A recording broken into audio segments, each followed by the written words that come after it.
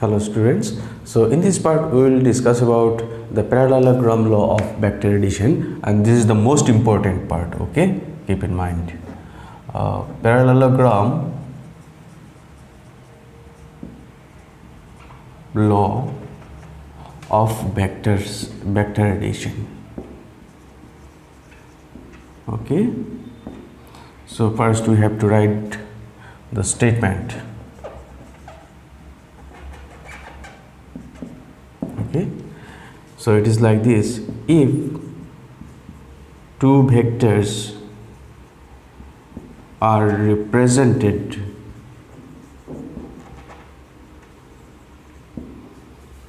by both magnitude and direction by two adjacent sides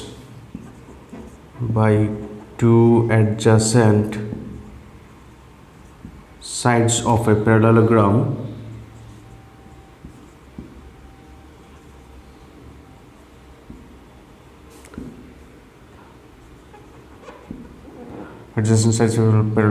then the diagonal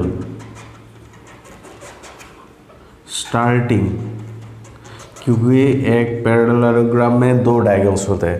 Now which diagonal will represent this resultant vector? So here it is clearly mentioned that the diagonal starting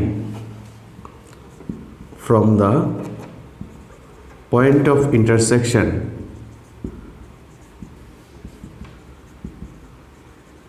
of the vectors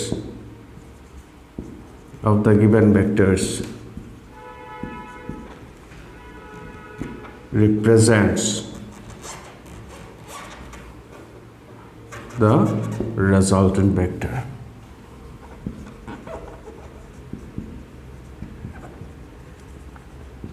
तो ये हो गया statement. ये अच्छी तरह से पता कर लेना चाहिए. If two vectors are represented by both magnitude and direction by two adjacent sides of a parallelogram, then the diagonal of the parallelogram starting from the point of intersection of the diagonal parallelogram represents the resultant vector. Just like this, suppose अच्छा ठीक है, तो हम लोग analytical proof भी शुरू कर देते हैं. Proof, okay, analytical method. So first here we have to consider the two vectors. Let this is vector q vector, okay, and this is p vector. Now we also have to consider that let theta be the angle between these two vectors. मतलब इन दोनों vector को अगर एक साथ place किया जाए, then the angle between these two will be equals to theta. Okay, let p vector and q vector be the two vectors,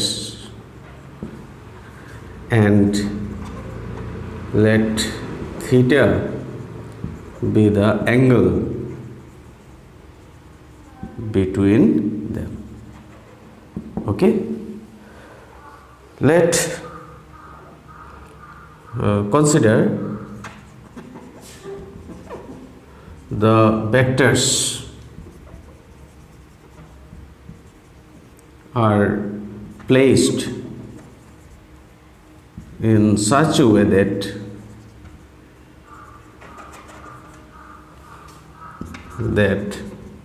पहले diagram को थोड़ा बढ़ा लेते हैं. मान लो this is our p vector, okay, and this is q, this is point o, this is our vector q. Okay, तो इसके जरिए इन दोनों को लेके हम लोगों को एक पैरेललोग्राम बनाने लेना चाहिए. Okay, so this is the parallelogram. Okay, और नाम देते हैं ओ ए बी. ओके, और इस पॉइंट को भी हम लोग नाम दे देते हैं सी. तो जैसे कि देखो इस पैरेललोग्राम में दो डायगोनल होता है. जैसे कि एक है ओ सी and the another diagonal is AB. Okay, now which diagonal is to be considered? मतलब एक parallelogram में दो diagonal हो रहे हैं और हमारा according to the statement that the resultant vector of individual vector, जैसे कि OA and OB are two given vectors and we are interested to find the resultant vector. और statement ये बोल रहा है कि ये जो parallelogram है इसके जरिए जो मतलब दो डायगोनल मिलेगा, इनमें से एक डायगोनल है ना, व्हिच डायगोनल, मतलब ये कहा गया कि the diagonal starting from the point of intersection, जैसे कि मान लो ये वाला डायगोनल, तो ये वाला डायगोनल दो वेक्टर, ये जो दो वेक्टर का इंटरसेक्टिंग पॉइंट को तो टच नहीं कर रहा है, पर अगर यहाँ से जो डायगोनल स्टार्ट होता है, this diagonal starts from the point of intersection of both this vectors, मतलब ये दोनों वेक्टर यहाँ पे कॉन्सेक्ट किया है, इंटरसेक्ट किया है, तो इस पॉइंट से जो डायगोनल निकलता है, this will give you the resultant, right. तो ये रहा हमारा रिजल्टेंट वेक्टर। तो पहले according to the statement, angle between P and Q, this is theta angle between these two given vectors। अभी देखो resultant vector कितना एंगल कर रहा है ये तो अभी नहीं पता, तो हमें ये कंसिडर करना है और इसका वैल्यू भी निकालना पड़ेगा। Let this is b, that means यहाँ पे theta is the angle between this two given vectors and beta is the angle made by this resultant vector with p vector.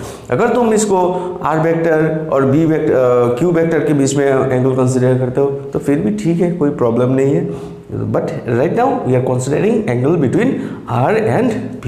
Okay, consider vectors are placed in such a way that p vector represents equals to OA vector and q vector equals to OB vector। okay, now the diagonal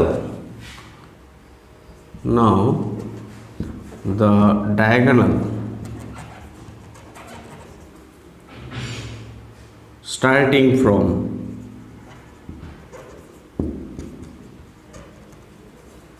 O,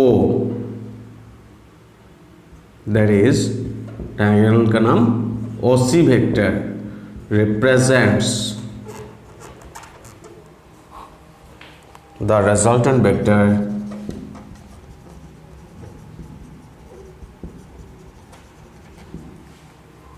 R vector, that is equals to P vector plus Q vector। Okay, तो continue करते हैं फिर।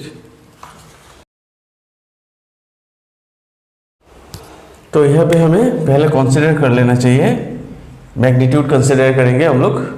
तो p vector, magnitude of p vector equals to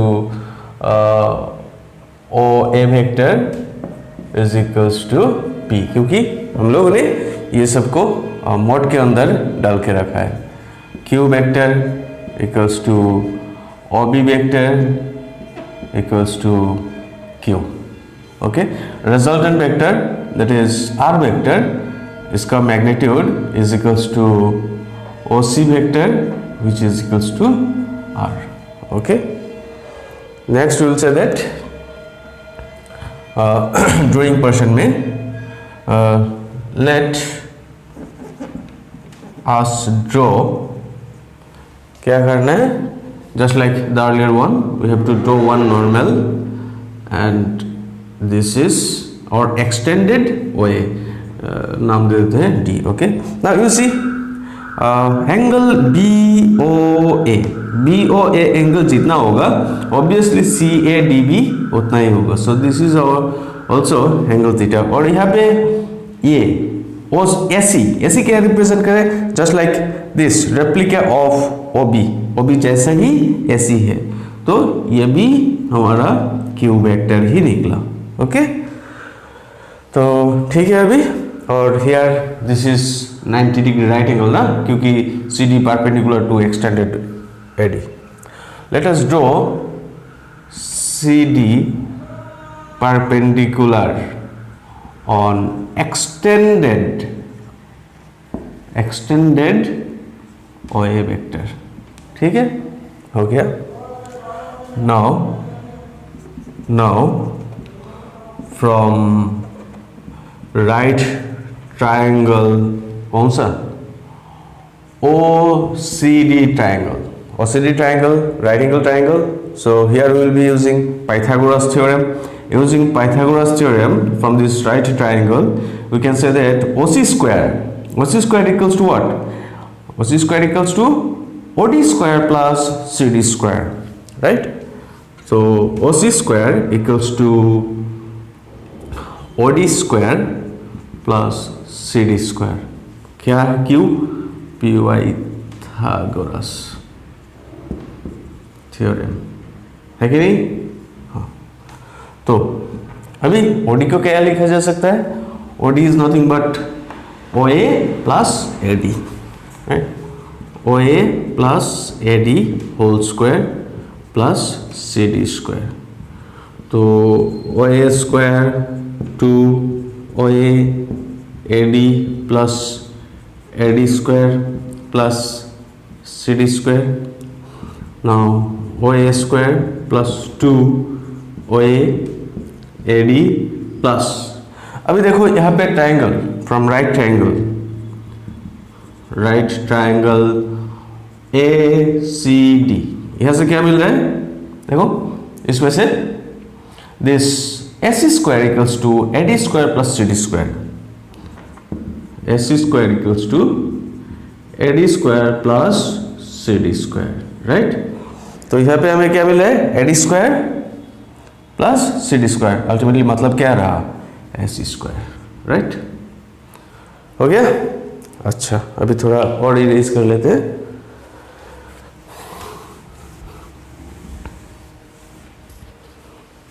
तो अभी क्या करना है? जैसे कि देखो यहाँ पे OA is nothing but P, OA P, AD क्या है? AD का मेजरमेंट हमें नहीं पता है exactly. That's why here we will be determining the value of sin theta and cos theta from this triangle ACD, from triangle ACD. यहाँ से sine को डिटरमाइन करते हैं. sin theta equals to what? Some people had perpendicular by hypotenuse. Perpendicular मतलब CD और hypotenuse AC. तो हम लोग लिख सकते हैं CD is equals to what? AC sin theta. cos theta determine करते हैं. cos थीटा कर्ली ब्राउन है base by hypotenuse AD by AC और AD equals to what? AC cos theta. ठीक है, तो अभी यहाँ पे क्या है? जैसे लिख लेते हैं OA स्क्वायर प्लस 2. OA के साथ हमारा कोई भी प्रॉब्लम नहीं है क्योंकि directly we know that OA is nothing but P. And here AD के लिए हमारे पास डायरेक्टली वैल्यू नहीं है. That's why we are using this method. Okay, तो AD equals to what? AC cos theta. AD equals to AC cos theta plus AC square, because directly लिख सकते हैं this is equals to Q. तो अभी हम लोग यहाँ पे मॉडिफाई कर लेंगे. Here we will express this equation in terms of P and Q. Okay, तो OC equals to what? OC is the resultant vector. तो हम लोग यहाँ पे R स्क्वायर यूज कर सकते हैं. So this is R square equals to P square plus 2P AC. AC equals to what? Q cos theta plus AC मतलब Q square. So or directly R equals to P square plus Q square plus 2PQ cos theta square root. So ये रहा हमारा resultant जो R vector है. This is the magnitude of this resultant vector of vector P vector and Q vector. P vector और Q vector का जो resultant vector निकला है उसका हम लोगों ने यहाँ पे क्या किया? उसका मैग्नीट्यूड निकाला. मैग्नीट्यूड. अभी क्या करना है? उसका डायरेक्शन. तो डायरेक्शन को कैसे हम लोग एक्सप्रेस कर सकते हैं? मतलब किसी एक वेक्टर के साथ कंपैरिजन करके बोल सकते हैं जैसे कि resultant vector makes an angle something this with vector P vector. या ऐसा भी बोल सकते हैं कि resultant vector R makes an angle of 35 40 it's something like this with Q vector. तो either P vector or Q vector in terms of P or Q we have to express this resultant vector about its direction. So here already we have mentioned that let beta is the angle made by this resultant vector with p vector. So now we are interested to find the angle beta. अगर beta हमारे पास पता है तो easily बोल सकते हैं कि yes this will be the direction of resultant vector with respect to p vector. Okay. तो ये एक्सप्रेशन बस पूरा पहला वाला एक्सप्रेशन जैसे ही है, बस स्टेटमेंट थोड़ा डिफरेंट है। और पहला वाला एक्सप्रेशन ने हम लोगों ने क्या किया था, रिजल्टेंट जैसे कि जस्ट वेट ए मिनट, जैसे कि पहला वाला ट्रायंगल लॉ में हम लोगों ने क्या किया था, क्यू वेक्टर को यहाँ पे प्लेस किया था, ऑर्डर को हम लोगों ने कंटिन्यू रखा था। ठीक है, जैसे कि रिजल्टेंट वेक्टर ये पी और क्यू वेक्टर है, ये this is Q vector, this is P vector.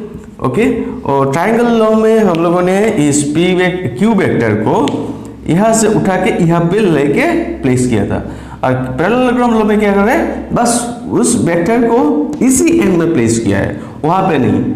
और ट्रायंगल लॉ में यहाँ पे प्लेस करते हैं, पैरेललोग्राम लॉ में यहाँ पे प्लेस करते हैं। ठीक है, एक में हेड में, एक में जैसे कि पैरेललोग्राम लॉ में टेल में प्लेस किया गया दूसरा वेक्टर को, और ट्रायंगल लॉ में हेड में प्लेस किया जाता है। ठीक है, let beta is the angle made by the resultant vector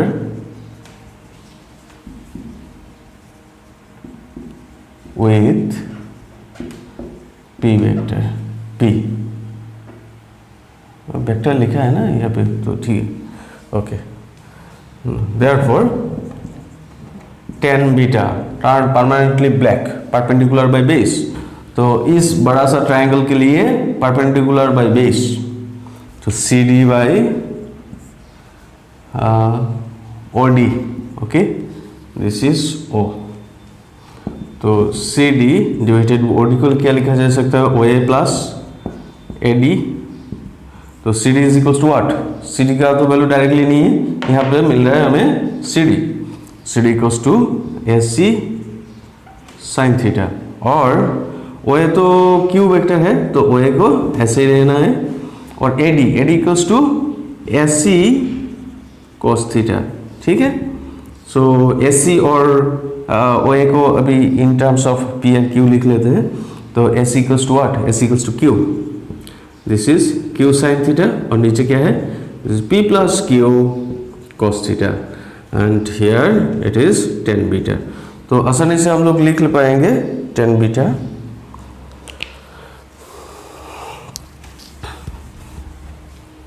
this is therefore beta equals to tan inverse